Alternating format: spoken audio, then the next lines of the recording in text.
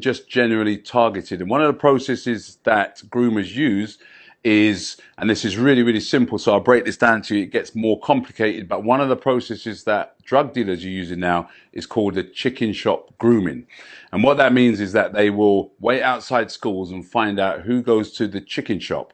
Now, this is the important part. You remember your parents, as parents used to tell you that nothing in life is free. And it's absolutely right. There's nothing in life that's free, because these groomers will buy your children food. And they will do that over a number of days, and then they will turn around and tell that child, you are now in debt. So let's take, for example, here, your child runs up a £50 debt. How's he going to repay that debt? He's not going to come home and tell you as a parent that he's just run up a £50 debt for food. So what he does is he looks at that £50 debt and he says to himself, how am I going to repay that? Now, this is where the dealer and the grooming comes in.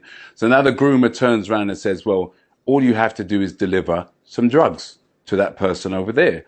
And so this to the young person seems like a really easy way of getting out of debt. So the young person agrees. But the problem is this, is that dealer is organized for that young person to be robbed whilst delivering those drugs. So now you've got a £50 debt, which has now turned into an almost £500 or £600 debt here. So now your child is £600 in debt. Your child is definitely not going to come home and tell you anything. Now the groomer's job is halfway done. So here's the other thing. So now, how do you get out of a £550 debt as a young person?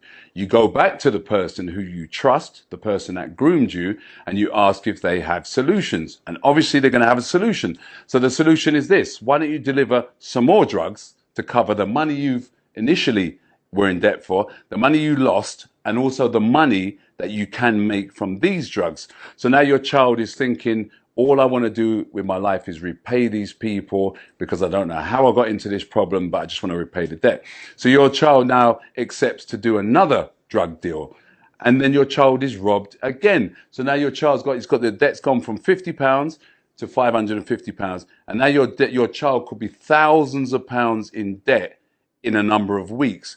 So here's where the bigger problem comes now. So now your child is in thousands of pounds of debt. And we're seeing up and down the country that children are going missing. You know, children are going missing for 2 or 3 weeks. We suspect that they are in cuckoo houses or crack houses selling drugs to pay off debts. So now your child is in thousands of pounds debts.